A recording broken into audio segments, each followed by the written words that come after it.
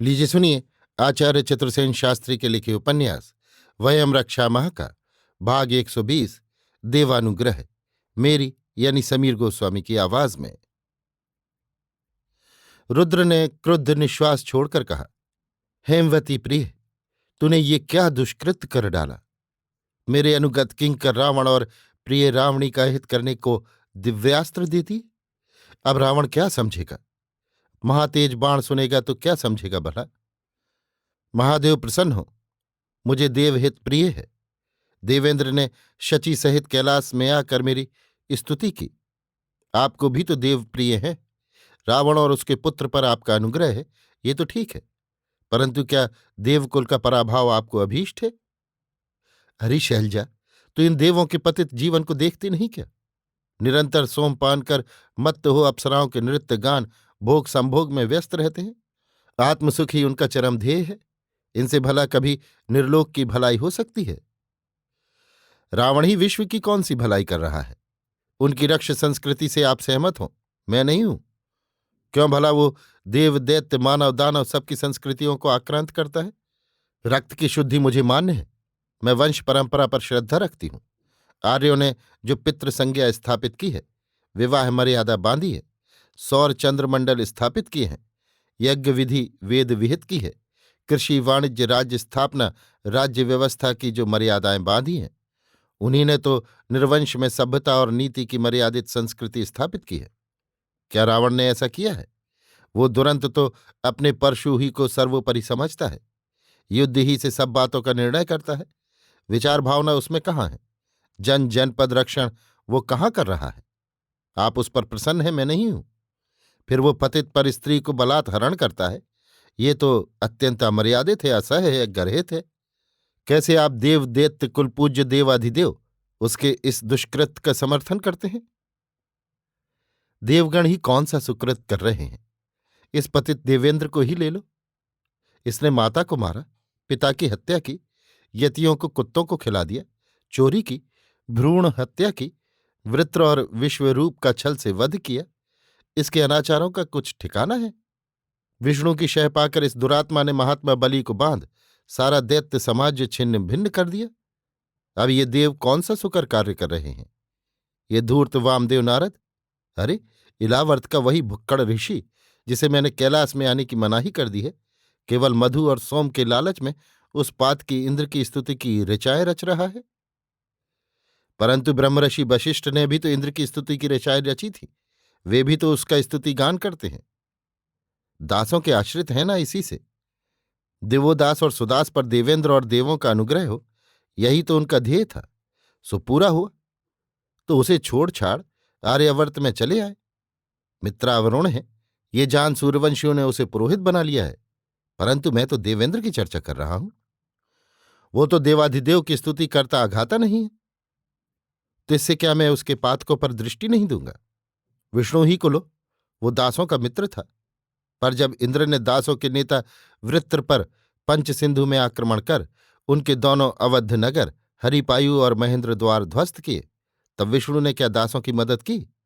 वो देखता रहा। सो केवल इसी इंद्र के कहने से उसने स्पष्ट कह दिया, वित्रमिंद्रो हनिश्चितस्के विष्णु वित्रम विक्रमस्। उस समय इलावर्त और सुषा प्रांतों में आदित्यों का प्राबल्य होने से विष्णु की ही चलती थी। दासों का पराभव कर, उनकी उच्च संस्कृति का विध्वंस कर, उनसे 40 वर्ष तक संग्राम कर, इस पतित चोर ने जब उनका ध्वंस किया और अपने परम हितैषी वज्र निर्माता त्वष्ट्रा के पुत्र त्रिशीर्ष विश्वरूप को विश्वासघात करके मार डाला, तब उस ब्रह्मा का किसी ने क्या कर लिया? उल्टे त्रसदस्यु पुरुकुत्सु ने सहायता देकर इंद्र का सार्वभौम राज्य स्थापित करा दिया। यदि मैं महातेज बाण को सहायता नहीं देता तो दैत्यों का तो वंश ही नष्ट हो जाता। सो देव सानिध्य में महातेज बाण संपन्न तो है, इसी प्रकार रावण भी संपन्न रहे। अब ये ही तो दो समर्थ वंश रह गए हैं जो प्राचीन निर्वंशों का प्रतिनिधित्व करते हैं। इसी से मैं उन पर सदैव हूं। रावण जो आर्य अनार्य का भेद मिटाकर समूचे निर्वंश की एक वैदिक संस्कृति स्थापित करना चाहता है, सो बुरा क्या है? पृथ्वी के स्वामी ये आदित्य ही रहेंगे। दैत्य दानवों का नागों का प्राचीन वंश ही नष्ट हो जाएगा। मैं कदापि ऐसा न होने दूंगा। आदित्यों ने इलावर्त में देवलोक स्थापित कर लिया और भारतवर्ष में आर्यावर्त। अब वे समूचे भारतवर्ष ही को आर्यावर्त बनाना चाहते हैं। जानती हो, अगस्त ने दंडकारण्य में उपनिवेश स्थापित किया है। आर्यावर्त के बहिष्कृत आर्य वहां आ आकर उसे संपन्न कर रहे हैं। तो देव इसमें हानि क्या है? आर्यों की संस्कृति व्यवस्थित है, मर्यादित है। पर वही वैदिक संस्कृति नहीं कही जा सकती। वेद की ऋचाएं केवल आर्यों ही ने नहीं रची हैं। उसमें दासों और एलों का भी उतना ही भाग है जितना आर्यों का। इंद्र ने दासों पर आधिपत्य जमाकर उनकी महिदेव की परंपरा भंग कर दी। दासों के राज्य में शासन और यजन महिदेव करते थे। इंद्र ने इस व्यवस्था को भंग कर दिया। यतियों ने उसका विरोध किया तो उन्हें मरवाकर उनका मांस कुत्तों को खिला दिया और सर्वत्र अपनी पूजा प्रचलित की। परंतु राक्षसों की संस्कृति में तो नरमांस भक्षण का प्रचलन है। यज्ञ बलि का प्रचलन तो इसी इंद्र ने दास पराभव के बाद किया था। नरबलि का भी दायित्व उसी पर है। रावण ने तो बाह्य परंपराओं को सम्मिलित कर सबका समन्वय किया है। उसने कोई नई परंपरा तो नहीं स्थापित की। आप देवाधिदेव हैं, देव दैत्य पूजित हैं, फिर आप देवराट पर सदैव क्यों नहीं हैं? देवों का हित अहित क्यों नहीं विचारते हैं? मैं तो सभी पर संभाव रखता हूं। कहो, क्या देवेंद्र की भांति रावण ने अथवा मेरे प्रिय शिष्य रावणी ने भी कोई दुष्कर्म किया है? ये जानकी हरण क्या दुष्कर्म नहीं? और शूर्पणखा के राज्य में रहकर उसी का बर्बरतापूर्वक अंगछेद करना दुष्कर्म नहीं है? कहो तो, शूर्पणखा ने कौन सा अपराध किया था? उसने तो वैध स्वयंवर का प्रस्ताव किया था। परंतु एक स्त्री व्रती राम ने उस कामचारिणी को स्वीकार नहीं किया। तो उस महाप्रतिष्ठ वंश की राजपुत्री के प्रस्ताव का उपहास क्यों किया? लक्ष्मण के पास जाने का संकेत क्यों किया? प्रस्ताव करने पर लक्ष्मण ने उस राक्षस बाला का अंग भंग क्यों किया? ये सब तो अत्यंत गर्हित हुआ। पर इसमें सीता का क्या अपराध था? सीता का हरण क्यों हुआ? मैं तो उसका अनुमोदन नहीं करता, पर रावण को इसके लिए दोषी भी नहीं मानता। तो देवदाशरथी राम भी महावंशोद्भव हैं। वो मानवेंद्र है। सीता के लिए उसका लंका पर अभियान न्याय ही है। सो वो और रावण परस्पर निपटे। देवी ने क्यों उस पर अनुग्रह किया? केवल देवेंद्र के अनुरोध से और सीता का दुख समझकर, जिससे वो कपटी देवेंद्र अकंटक हो, देवों सहित आनंद से सोमपान करे, यौवनोन्मत्त अप्सराओं के नृत्य गीत में मस्त रहे, आर्यों के यज्ञ भाग का भोग करे और मनमाने दुष्कर्म करे। देव प्रसन्न हो। सोमपान तो देवाधिदेव भी करते हैं। वो विजया सोम ला रही है, स्वर्ण कलश में भरे, ऊनी छन्नों में छानकर। रुद्र ने हंसकर उमा की ओर देखा। विजया ने सोमपात्र उनके सम्मुख रखा। उमा ने पात्र में सोम लेकर धूर्जटी को देते हुए कहा, उस दास सोमपाई देवेंद्र पर अब तो देवाधिदेव का अनुग्रह होना ही चाहिए।